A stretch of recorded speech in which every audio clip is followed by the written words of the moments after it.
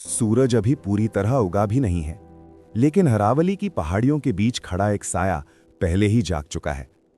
हवा बिल्कुल शांत है, पेड़ स्थिर हैं, और उस सन्नाटे के बीच खड़ा है एक किला। ऐसा किला जिसके अंदर जाने से पहले ही दिल की धड़कनें तेज हो जाती हैं। ये है भानगढ़ का किला, भारत की सबसे रहस्यमयी और डरावनी जगहों में से एक।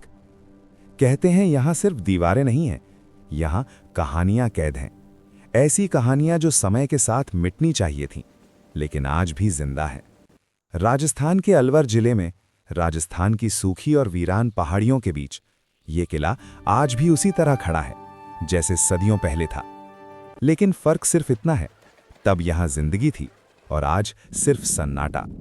17वीं सदी, एक ऐसा समय जब मुगल साम्राज्य अपने चरम पर था। उसी समय आमेर के महान सेनापति मानसिंह प्रथम के छोटे भाई माधो सिंह प्रथम ने इस किले का निर्माण करवाया था। यह सिर्फ एक किला नहीं था, ये एक पूरा शहर था। महल, बाजार, मंदिर, घर, हर चीज मौजूद थी। हजारों लोग यहां रहते थे।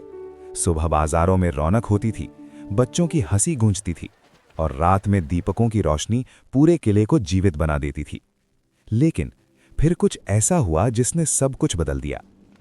आज जब आप इस किले के अंदर कदम रखते हैं, तो सबसे पहले आपको एक अजीब सा खालीपन महसूस होता है। टूटी हुई दीवारें, खामोश गलियां, और हर कोना जैसे कोई राज छुपाए बैठा हो।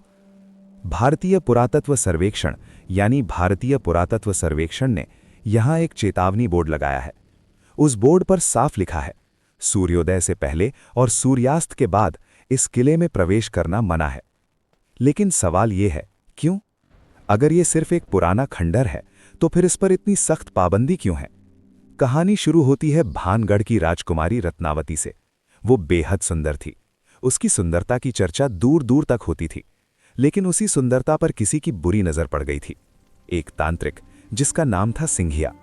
वो राजकुमारी से पागलों की तरह प्रेम करता था, लेकिन वो जानता था वो कभी राजकुमारी को हासिल नहीं कर सकता। इसलिए उसने एक खतरनाक रास्ता चुना। एक दिन उसने राजकुमारी के लिए भेजे गए इत्र में काला जादू कर दिया। उसका इरादा था, जैसे ही राजकुमारी उस इत्र को लगाएगी, वो उसके वश में आ जाएगी। लेकिन किस्मत को कुछ और मंजूर था। राजकुमारी को उसकी चाल का पता चल गया। उसने तुरंत उस इत्र को जमीन पर फेंक दिया। जैसे ही इत्र जमीन पर गिरा, वो एक भारी पत्थर में बदल गया, और उसी पत्थर ने सिंघिया को कुचल दिया। मरते हुए सिंघिया ने एक श्राप दिया।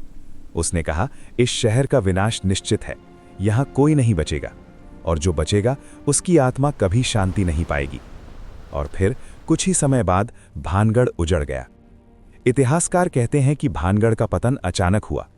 18वीं सदी के अंत तक ये पूरा शहर खाली हो चुका था। लोग अपने घर छोड़कर चले गए, मंदिर खाली हो गए, बाजार बंद हो गए। लेकिन किसी को आज तक ये नहीं पता चला कि आखिर ऐसा क्या हुआ था जिसने हजारों लोगों को एक साथ ये जगह छोड़ने पर मजबूर कर दिया। कुछ लोग कहते हैं ये सिर्फ अकाल था, कुछ कहते हैं ये युद्ध का परिणाम था। लेकिन जो लोग यहां आए हैं, वे कहते हैं यहां कुछ और है। आज भी जब हवा इन खंडहरों से गुजरती है, तो ऐसा लगता है जैसे कोई फुसफुसा रहा हो, जैसे कोई अब भी यहां मौजूद है। किले के अंदर एक मंदिर है, और उसके पास एक साधु की समाधि। उस साधु का नाम था बाबा बालूनाथ। कहा जाता है जब माधव सिंह इस किले का निर्माण कर रहे थे, तब बाबा बालूनाथ ने उन्हें चेतावनी दी थी।